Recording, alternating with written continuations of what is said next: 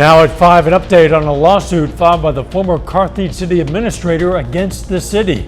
Plus, the Southwest Missouri fundraiser intended to help people with disabilities live in their homes. And President Trump is weighing what's next for U.S. relations with Iran. Tori and Small at the White House with this.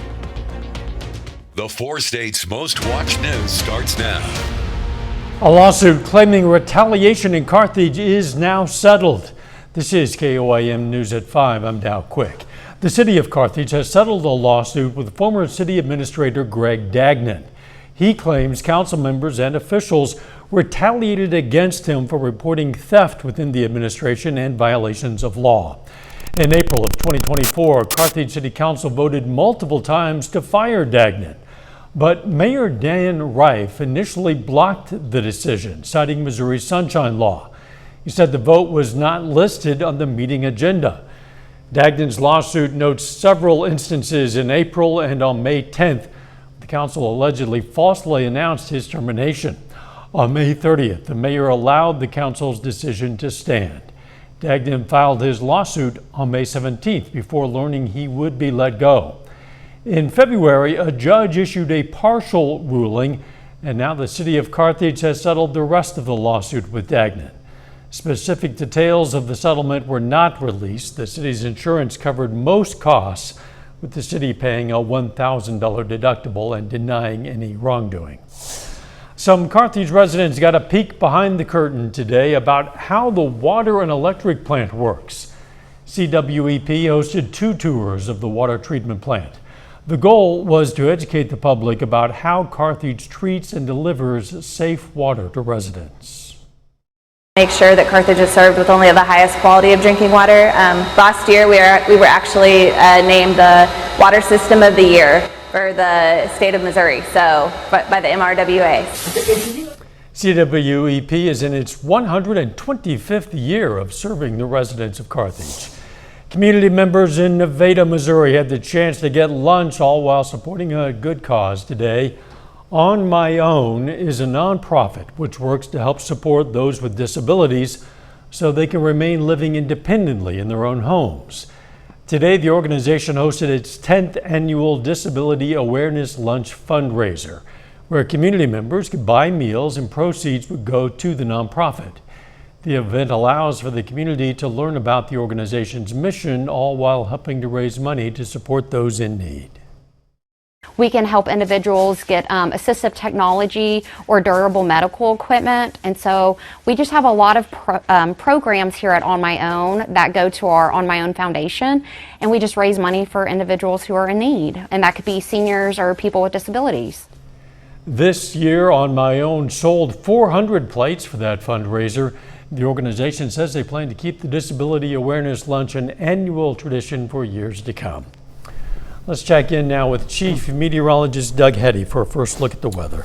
Well, it turned out to be another great day for us today, kind of teetering on hot outside. Those temperatures, upper 80s to near 90 degrees. We'll only drop back near 70 later on tonight. As we go through the daytime hours on Thursday, we do get some clouds. Could get an isolated shower in our southern counties. Temperatures a smidge cooler, but still into the mid 80s. Then we start the thunderstorm trend. So a couple isolated thunderstorms trying to get going Friday morning, a few more Friday afternoon. Some of those could be a little bit more potent. So we're going to have to watch that, especially as we get toward the weekend. Right now it looks good. 87 in Joplin, 88 in Pittsburgh. We have 90 in our western counties. Through the evening hours, slow drop through the 80s and 70s. We'll talk more about thunderstorms here in a bit.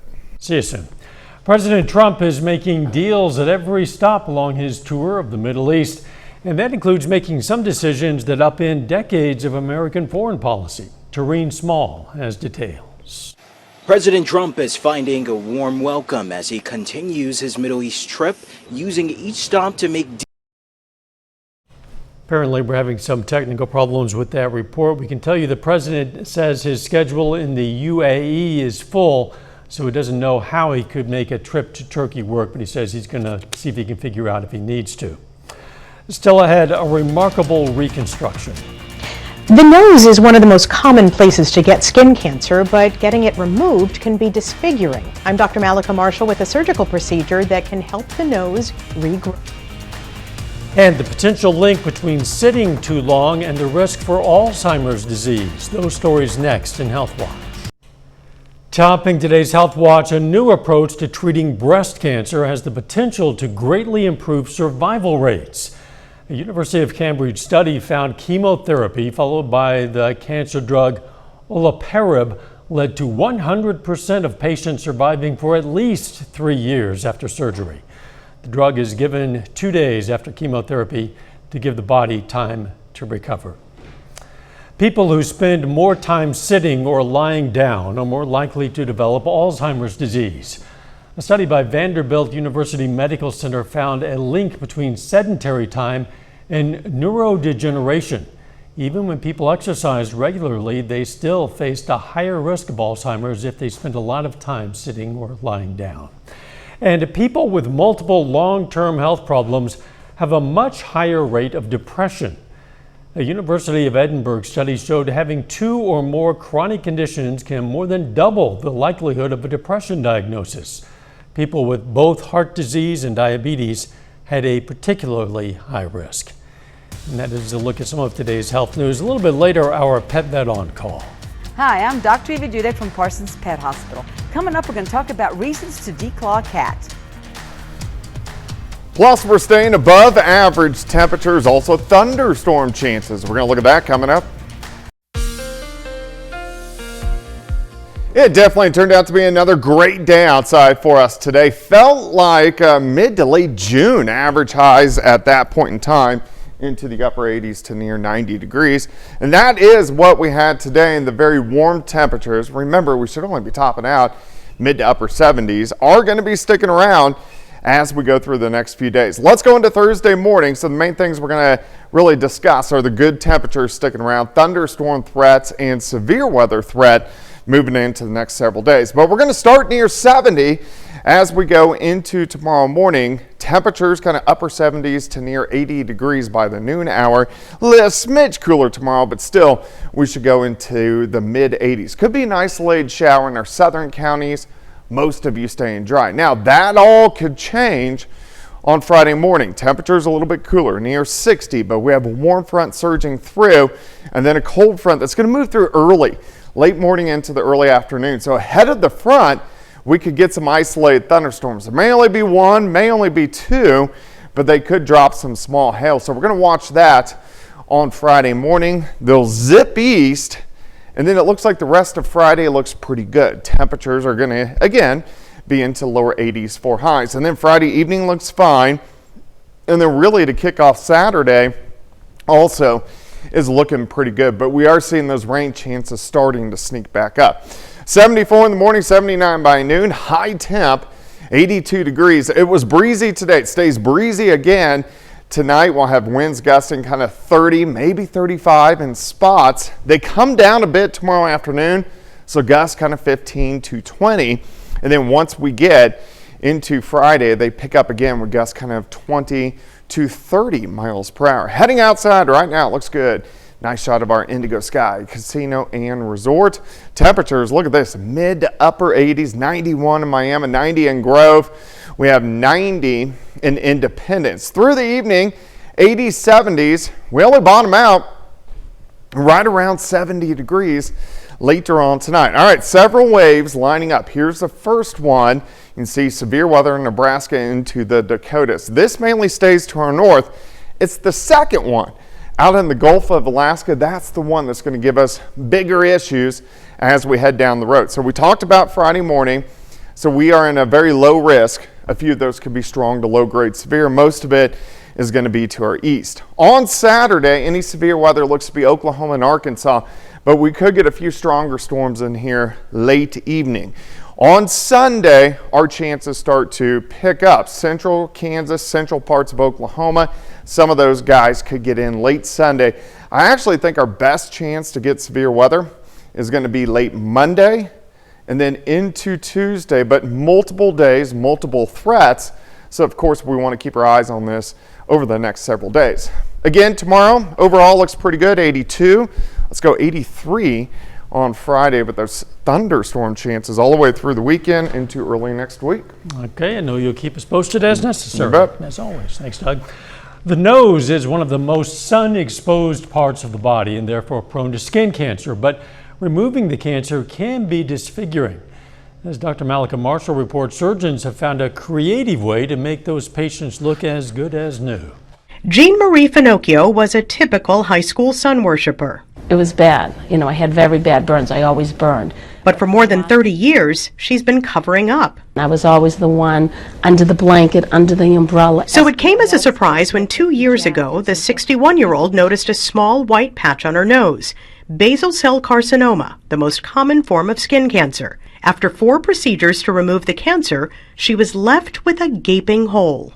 Literally a hole. I could see the cartilage, I could see the inside of my nose, and it was hard to look at. When someone needs to have a skin cancer removed from the tip of the nose, not only can it be disfiguring, but it can also cause permanent breathing problems. And then we just find a way to reconstruct whatever is missing to kind of put you back to as normal as possible. Dr. Linda Lee is a facial plastic surgeon at Mass Eye and Ear. My goal is 1 year after surgery, your cancer's cleared, you've finished your reconstruction, you're sitting in a brightly lit room like this, and people talking to you don't notice your scars.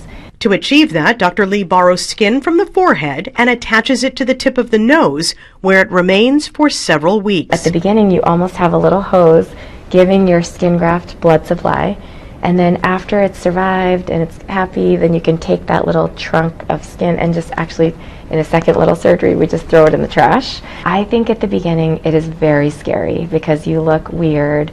In the end, patients usually are happy they went through it. Jean Marie sure is. She said there was practically no pain, and friends and family are amazed by the results. Amazing. They're like, I can't believe you have that. You grew a nose is what they said, And most importantly, she's glad to be cancer-free. Dr. Malika Marshall, CBS News, Boston. Mass Eye and Ear in Boston does more of these types of reconstructive surgeries than most other centers in the country. Coming up, the story of one family navigating the cost of a higher education. Topping today's Consumer Watch, the Consumer Price Index rose 2.3% in April compared to last year. That's slightly lower than economists had predicted, but still higher than the Federal Reserve's goal of 2%. The number was driven by high housing costs and an uptick in energy prices like electricity and natural gas, despite lower prices at the pump. Grocery prices dropped 0.1% compared to March, with the price of eggs down more than 12%. Families are celebrating graduating high school seniors this spring, and many are staring down upcoming college tuition payments. Reporter Michael George introduces us to one family navigating college tuition costs. So I chose to make mine a library. New Jersey high school senior Noah Zilberschlag will begin a 5-year architecture degree at the University of Oregon this fall. We are now leaving the student union. Noah says she knew she made the right choice when she visited the campus with her father. But committing to a college followed careful research with her family to determine what they could afford. We quickly realized that the private schools we couldn't afford that, and that even the large public universities, we were worried about that. According to the College Board, the average 4-year tuition at private universities is $43,350. Public in-state tuition is about $11,000 and jumps to $30,000 for out-of-state students. Still a lot higher than it was 30 years ago, but it has not been rising rapidly in the most recent years. Higher education economist Sandy Baum says students also have to shoulder rising housing and food prices, which colleges can't control. But she says there is help to tame tuition sticker shock. The federal government gives low and moderate income students Pell Grants. Many states have pretty generous state grant programs, and many institutions with ample endowments give a lot of institutional aid. Navigating that aid varies greatly by institution and individual. Financial experts say the best way to save for college is through a 529 plan, and every state has one. You put the money in, it grows without any taxes, and if you take the money out later and pay for a qualified education expense, no tax on all the accumulation. Noah has a 529. She received a merit-based scholarship from the University of Oregon and a small unsubsidized government loan. She also has something money can't buy. I'm very, very grateful to have like a great support system. A gift that will really aid her college journey. Michael George, CBS News, Summit, New Jersey. Microsoft says it plans to cut 3% of its workforce. The layoffs are expected to impact roughly 6,000 employees around the world. That's according to the Associated Press, at multiple employment levels. Though the tech giant says there is a focus on reducing the number of managers for streamlining purposes.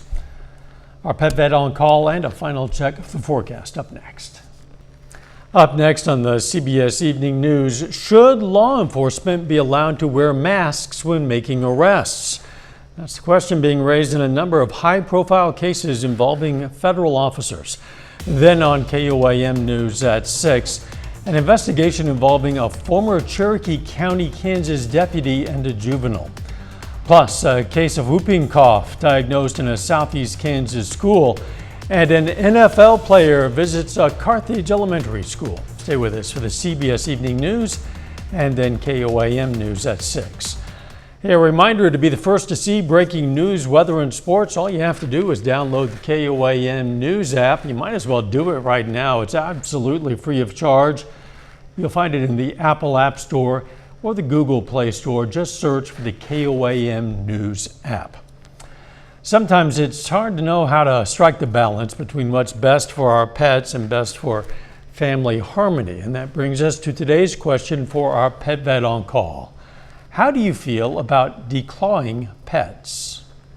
I have very mixed feelings about declawing cats. For the most part, I discourage it because almost always people do it for the wrong reasons. Like they want to make sure that cat never scratches their grandkids. Wrong reason. That'll never happen. That cat will learn to bite.